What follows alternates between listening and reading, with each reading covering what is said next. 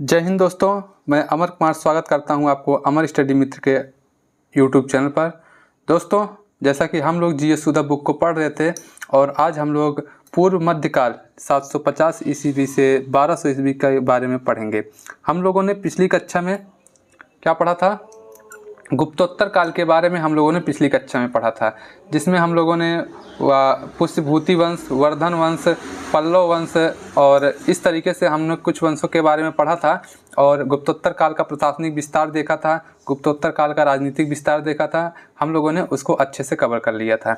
आज हम लोग पूर्व मध्यकाल के बारे में पढ़ेंगे और इसको अच्छे से देखेंगे। शायद आज जो है ये प्राचीन भारतीय इतिहास का ये आखिरी क्लास होगा। इसके बाद कल से जो है भारतीय जो था मध्यकालीन भारत का इतिहास स्टार्ट हो जाएगा। ठीक है दोस्तों, तो इसको आज हम लोग इसको देखेंगे पूरा पूर्व मध्यकाल। ठीक है, और अगर आप लोगों को वीडियो मेरी अच्छी लग रही हो तो वीडियो को लाइक कीजिएगा और चैनल पर नए आए हो तो चैनल को सब्सक्राइब जरूर कीजिएगा। ठीक है, आइए देखते हैं। इसमें दिया गया है कि उत्तर भारत हर्षवर्धन की मृत्यु के पश्चात हर्ष के साम्राज्य का विघटन हो गया तथा उत्तर भारत में राजनीतिक उथल पुथल की स्थिति उत्पन्न हो गई थी। अतः एक बार फिर स्थिरता आई जब पूर्व में पाल व पश्चिम में प्रतिहार शक्ति स्थापित हुई। देखिए, हर्षवर्धन की मृत्यु हो जाती है और इस साम्राज्य का विघटन हो जाता है और फिर जो है पूर्व में पाल वंश और पश्चिम में प्रतिहार नामक दो शक्तियां स्थापित होती हैं।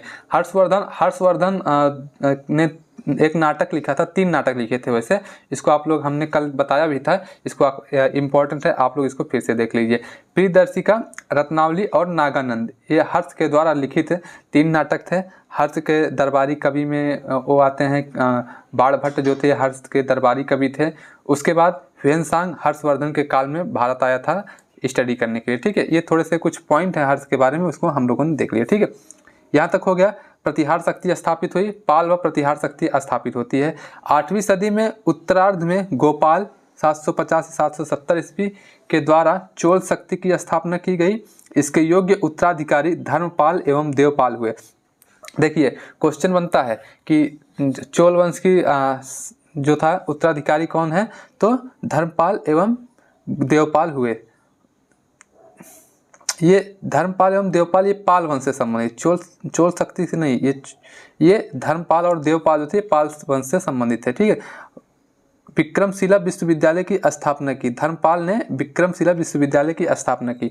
वहीं देवपाल ने अपनी राजधानी बिहार से मुंगेर को बनाया। किसको बनाया? बिहार से मुंगेर को अपनी राजधानी देवपाल ने बनाया था। ठीक है, नेक्स्ट आता है प्रतिहार वंश। अब हम लोग प्रतिहार वंश के बारे में देखते हैं। तो प्रतिहार वंश ये पश्चिम में, पूर्व में पाल वंश और पश्चिम में प्रतिहार वंश, दो शक्तियाँ स्थापित हुई थी। अब हम लोग प्रतिहार वंश के बारे में देखते हैं क्या दिया गया। पश्चिम भारत में प्रतिहार शक्ति का उद्भव हुआ। प्रतिहार वंश का मूल पुरुष हरिश्चंद्र को माना जाता है, परंतु वंशावली नागभट्ट प्रथम ने आरंभ हुई थी। ठीक है, नागभट्ट प्रथम से वंशावली यहाँ की प्रारंभ हुई थी। फिर क्या देखने को मिलता है? पूर्व मध्यकाल का राजनीतिक विस्तार। अब हम लोग पाल वंश के बारे में देखेंगे जो कि इम्पोर्टेंट है। पाल वंश की स्थापना 750 ईस्वी में गोपाल ने की थी। देखिए, गोपाल ने, यहाँ से ये भी क्वेश्चन पूछा गया, कई बार पूछा गया है कि पाल वंश का संस्थापक कौन है, तो गोपाल जो है पाल वंश का संस्थापक। देखिए, धर्मपाल, गोपाल, इस तरीके से नाम है ना कि लोग कंफ्यूज हो जाते हैं, जैसे धर्मपाल, गोपाल, देवपाल। तो ऐसे क्वेश्चन बनता था, हम लोग जब एग्जाम में दिया करता था तो उसमें आता था कि पाल वंश का संस्थापक कौन है। गोपाल दे दिया, धर्मपाल दे दिया, देवपाल दे दिया। ज़्यादातर हाईलाइटेड शासक धर्मपाल था, इसीलिए ज़्यादातर लोग जो थे इसके शासक के रूप में धर्मपाल को ही मानते, लेकिन धर्मपाल इसका सबसे महान शासक था, ना कि इसका संस्थापक। संस्थापक कौन है? गोपाल है। इसको आप लोग एकदम एग्जैक्ट याद रखिएगा, क्योंकि माइनर छोटी छोटी गलतियों से ही सिलेक्शन रुकता है। ठीक है, फिर देखते हैं, पाल शासकों ने बंगाल प्रांत में अपना प्रभुत्व स्थापित किया था। क्या किया था? अपना प्रभुत्व स्थापित किया था। गोपाल बौद्ध धर्म का अनुयायी था। गोपाल ने ओदंतपुरी में एक मठ की स्थापना की थी। ठीक है, एक मठ की स्थापना कहाँ की थी? ओदंतपुरी में किया था। नेक्स्ट पॉइंट आता, पाल वंश के अन्य प्रमुख शासक धर्मपाल, देवपाल, महीपाल प्रथम एवं रामपाल, ये पाल वंश के कुछ प्रमुख शासक हैं। ठीक है। पाल वंश के शासक बौद्ध धर्म के अनुयायी थे। किस धर्म के? बौद्ध धर्म के अनुयायी थे पाल वंश के शासक। पाल वंश का सबसे महान शासक कौन था? धर्मपाल जो था ये पाल वंश का सबसे महान शासक। ये देखिए यहाँ पर दिया भी गया है, ठीक है। आगे देखते हैं, धर्मपाल ने विक्रमशिला विश्वविद्यालय की स्थापना की थी। इंपॉर्टेंट है ये भी लाइन, आप लोग इसको याद रखिएगा कि विक्रमशिला विश्वविद्यालय की स्थापना किसने किया था? तो धर्मपाल ने विक्रमशिला विश्वविद्यालय की स्थापना की थी। सोमपुर महाविहार का निर्माण धर्मपाल ने कराया था। सोमपुर महाविहार का निर्माण धर्मपाल ने कराया था। कन्नौज के लिए त्रिपक्षीय संघर्ष में सबसे पहले पाल वंश की तरफ से धर्मपाल ने भाग लिया था। अरब यात्री सुलेमान ने देवपाल को प्रतिहार राष्ट्रकूट शासकों से अधिक शक्तिशाली बताया है। प्रतिहार और राष्ट्रकूट शासकों से अधिक शक्तिशाली देवपाल को बताया किसने? अरब यात्री सुलेमान ने। फिर पॉइंट आता है कि देवपाल ने नालंदा में बौद्ध विहार बनवाने के लिए 5 गांव की आमदनी दे दी थी, ठीक है। ये कुछ थे जो पाल वंश से संबंधित कार्य थे। और नोट में दिया गया है इंपॉर्टेंट चीज़ है कि पाल, प्रतिहार एवं राष्ट्रकूट राजवंश के मध्य त्रिपक्षीय संघर्ष हुआ करते थे। ये त्रिपक्षीय संघर्ष किसके किसके बीच हुआ था? तो पाल, प्रतिहार और राष्ट्रकूट वंश के मध्य में होता था, ठीक है। अब आता है सेन वंश। सेन वंश के बारे में थोड़ा सा इंपॉर्टेंट ये भी है, सेन वंश की स्थापना सामंत सेन ने की थी। सेन वंश का प्रथम महान शासक विजय सेन था, जो शैव धर्म का अनुयायी था। किस धर्म का? शैव धर्म का। हम लोगों ने स्टार्टिंग में ही सभी धर्म के बारे में पढ़ लिया था कि किस धर्म में किस देवता की पूजा होती थी।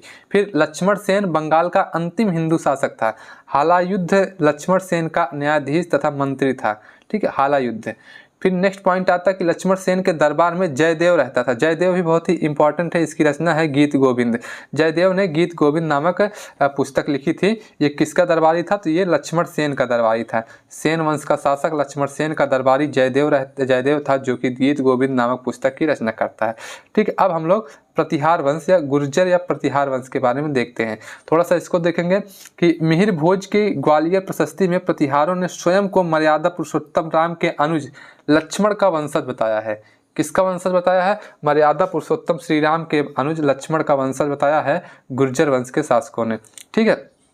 आगे देखते हैं, इस वंश की स्थापना हरिश्चंद्र नामक राजा ने की थी, किंतु इस वंश का प्रथम वास्तविक सम्राट जो था, वास्तविक शासक जो था, ये नागभट्ट प्रथम बताया गया है। मिहिर भोज प्रथम जिसका टाइम पीरियड है 836 से 885 ईस्वी तक, इस वंश का प्रतापी शासक था। प्रतापी का मतलब होता सबसे शक्तिशाली। इसके बारे में अधिक वर्णन देखने को मिलता है। फिर क्या था? मिहिर भोज ने राष्ट्रकूट शासक कृष्ण द्वितीय को हराकर मालवा प्राप्त कर लिया था।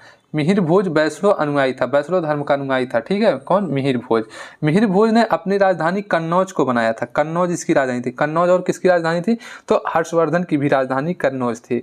थानेश्वर से हर्षवर्धन ने अपनी राजधानी जो थी ये कन्नौज स्थापित कर ली थी, और मिहिर भोज ने भी अपनी राजधानी कन्नौज को बनाया। फिर पॉइंट आता है कि मिहिर भोज के बाद उसके पुत्र महेंद्र पाल प्रथम, जिनका टाइम पीरियड 885 से 910 ईस्वी ने शासन किया, ठीक है। नेक्स्ट पॉइंट है गुर्जर प्रतिहार वंश का अंतिम शासक जो था ये यशपाल था। कौन था? यशपाल था। ये ना समझिए कि यशपाल है तो ये पाल वंश से संबंधित नहीं, ये गुर्जर प्रतिहार वंश से संबंधित है, ठीक है। आगे चलते हैं। आगे क्या है? तोमर वंश। अब छोटे छोटे कुछ राजवंश हैं, ज़्यादा इंपॉर्टेंट नहीं है, बट क्वेश्चन कभी कभी बन जाता है, यहाँ से भी इनको देखेंगे। तो तोमर वंश की स्थापना अनंगपाल तोमर ने की थी। अनंगपाल तोमर ने ढिल्लिक्कापुरी जिसको बाद में दिल्ली कहा गया, की स्थापना की और इसे अपनी राजधानी बनाया, ठीक है। शाकंभरी या चौहान वंश, शाकंभरी का चौहान वंश, इसके बारे में देखते हैं। चौहान वंश की स्थापना, देखिए, चौहान वंश की स्थापना वासुदेव ने अजमेर के निकट शाकंभरी में की थी। वासुदेव ने अपनी राजधानी अहिच्छत्रपुर में स्थापित की थी, ठीक है। आप लोग कमेंट बताएंगे अहिच्छत्रपुर किसका नाम है, इसको आप लोग कमेंट में बताएंगे, ठीक है। वर्तमान में अहिच्छत्रपुर को क्या कहा जाता है? अजय राज पृथ्वीराज प्रथम के पुत्र ने अजमेर नगर की स्थापना की और इसे अपनी राजधानी बनाया। नेक्स्ट आता है विग्रहराज चतुर्थ की रचना, जिसका नाम है हरिकेली या हरिकेल नाटक है। इसका दरबारी कवि सोमदेव था, ठीक है। नेक्स्ट पॉइंट आता है इस वंश का सबसे शक्तिशाली राजा विग्रहराज चतुर्थ हुआ, जिसने तोमर राजाओं को हराकर दिल्ली पर अधिकार कर लिया। 2.5 दिन का झोपड़ा, जो कि अजमेर में स्थित एक मस्जिद है, शुरू में यह विग्रहराज चतुर्थ द्वारा बनवाया गया एक संस्कृत विद्यालय था। क्या था? संस्कृत विद्यालय था। जो 2.5 दिन का झोपड़ा है वो पहले संस्कृत विद्यालय था, फिर बाद में उसको 2.5 दिन का झोपड़ा बनवाया गया, ठीक है। इस काल का प्रसिद्ध राजा पृथ्वीराज तृतीय, यानी कि जिसको पृथ्वीराज चौहान कहा जाता है, ये था। और चंद्रबरदाई इसका दरबारी कवि था जिसने पृथ्वीराज रासो लिखी थी। ये भी इंपॉर्टेंट है, ये क्वेश्चन बनता है कि पृथ्वीराज रासो के लेखक कौन है, चंद्रबरदाई। ठीक है, कुछ महत्वपूर्ण तथ्य हैं, इसको देखते हैं कि तराइन का प्रथम युद्ध 1191 ईस्वी में पृथ्वीराज चौहान तथा मोहम्मद गौरी के बीच हुआ था। इस युद्ध में पृथ्वीराज चौहान की जीत हुई थी। ठीक है, तराइन का द्वितीय युद्ध 1192 ईस्वी में पृथ्वीराज चौहान तथा मोहम्मद गौरी के बीच में हुआ था। इस युद्ध में पृथ्वीराज चौहान की हार हुई थी। तराइन के द्वितीय युद्ध में विजय के पश्चात मोहम्मद गौरी ने पृथ्वीराज चौहान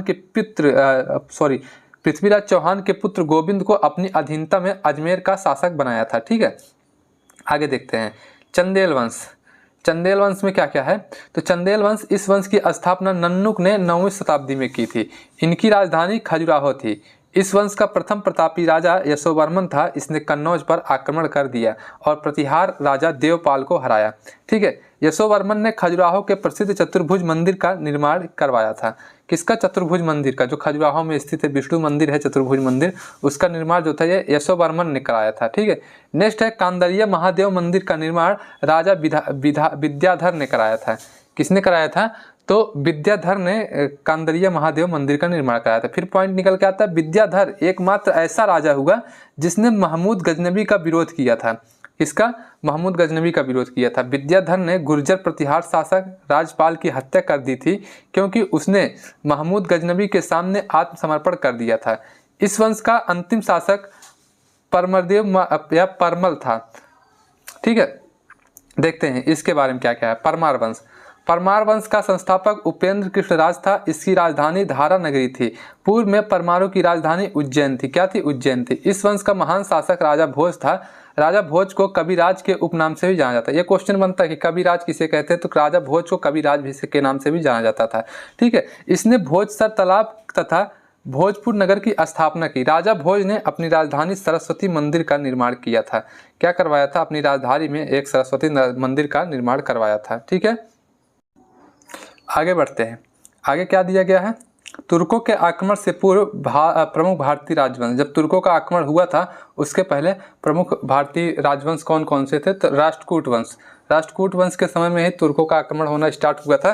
ठीक है, इसमें क्या दिया गया कि थोड़ा सा जूम कर लेते हैं। ठीक है, आइए। प्रारंभ में राष्ट्रकूट कर्नाटक के चालुक्यों के अधीन थे। इसका संस्थापक दंती दुर्ग था। मैंने पीछे बताया भी था कि राष्ट्रकूट वंश का संस्थापक दंती दुर्ग था। इसकी राजधानी मान्यखेत थी। इसका उत्तराधिकारी जो था कृष्ण प्रथम था। कौन था, कृष्ण प्रथम इसका उत्तराधिकारी था।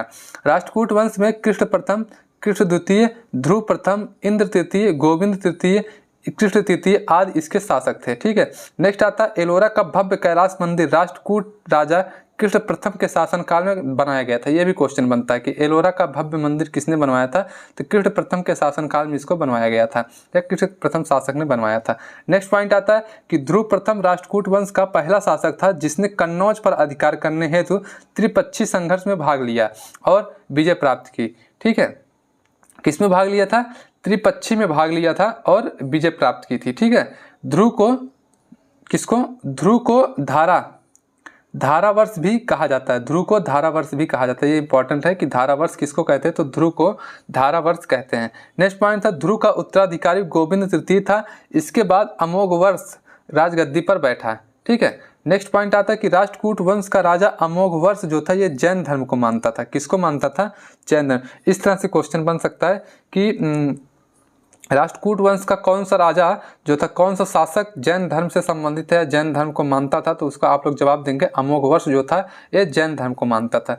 आदि पुराण का लेखन जिनसेन ने किया जो कि अमोघवर्ष के दरबार में रहता था। महान गणतज्ञ महावीराचार्य भी इसके दरबार में रहते थे। ठीक है, राष्ट्रकूट वंश का अंतिम शासक कृष्ण तृतीय था। इसी के दरबार में कन्नड़ कवि पौन्न रहते थे जिसने शांति पुराण नामक पुस्तक लिखी थी। इंद्र तृतीय के शासनकाल में अरब निवासी अल मसूदी भारत आया था। कौन आया था, अल मसूदी भारत आया था। किसके काल में, इंद्र तृतीय के काल में। राष्ट्रकूटों ने राज्य में मुसलमान व्यापारियों को बसने तथा इस्लाम के प्रचार की स्वीकृति दी थी। किसने दी थी, तो राष्ट्रकूटों ने दिया था। अब क्या देखते हैं, उत्तरी चालुक्य वंश। उत्तरी चालुक्य वंश में क्या क्या है,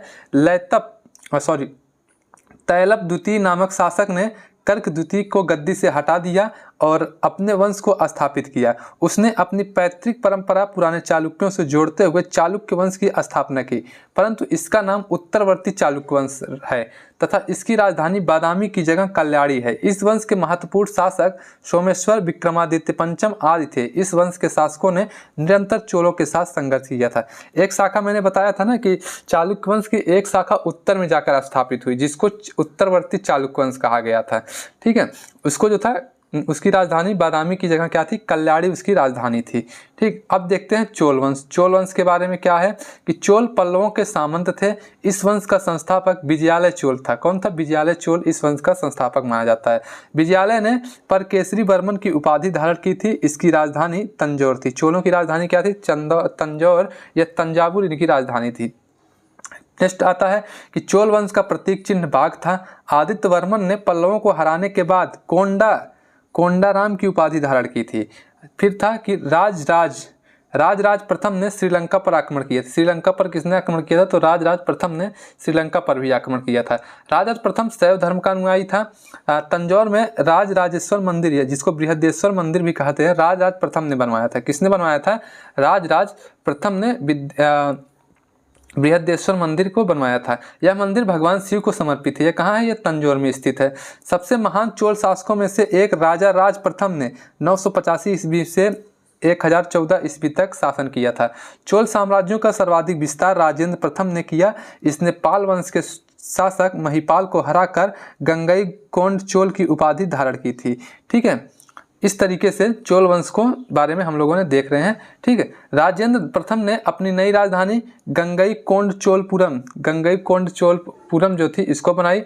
चोल वंश का अंतिम शासक राजेंद्र तृतीय था। देखिए ये जो वंश है, ये जो राज्य हैं, ये दक्षिण भारत से संबंधित है, इसीलिए इनके नाम थोड़ा सा जटिल तरीके से इनके नाम है। गंगई चोल, कोंड चोल, गंडई कोंड चोलपुरम, इस तरीके से नाम। ये तो दक्षिण भारत से संबंधित थे ये जो राजवंश थे, इसलिए इनके थोड़े से नाम कठिन देखने को मिलते हैं। ठीक है, आगे देखते हैं। इस स्थानीय स्वशासन चोल वंश की मुख्य विशेषता, हमको तो याद करना है, चाहे कठिन रहे चाहे सरल रहे। तो स्थानीय स्वशासन चोल वंश की प्रमुख विशेषता थी। ठीक है, चोल काल में भूमिकर उपज का 1/3 भाग होता था, यानी कि जो भूमिकर होता था 1/3 भाग को भूमि के कर के रूप में देना पड़ता था। ठीक है, चोल काल में मानक सिक्के को कलंजू कहा जाता था। चोल काल का सर्वाधिक महत्वपूर्ण बंदरगाह कावेरी पट्टनम जो था, ये सबसे महत्वपूर्ण बंदरगाह चोल वंश का माना जाता है। चोल वंश की नौसेना शक्ति को भारतीय इतिहास में बहुत शक्तिशाली माना गया। नटराज प्रतिमा को चोल कला का सांस्कृतिक निचोड़ कहा जाता है।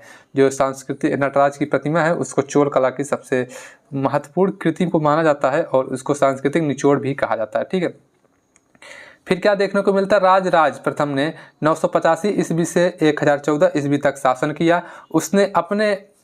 उसने अपने सारे पड़ोसियों को पराजित किया तथा उसकी राजधानी अनुराधापुर को नष्ट कर दिया तथा उत्तरी श्रीलंका को जीतकर उसका नाम मुम्माडी चोलपुरम रख दिया। इसके बाद उसका उत्तराधिकारी राजेंद्र प्रथम हुआ, जिसने 1044 ईस्वी तक शासन किया और सारे पड़ोसी राज्यों को पराजित किया तथा संपूर्ण श्रीलंका को भी जीत लिया।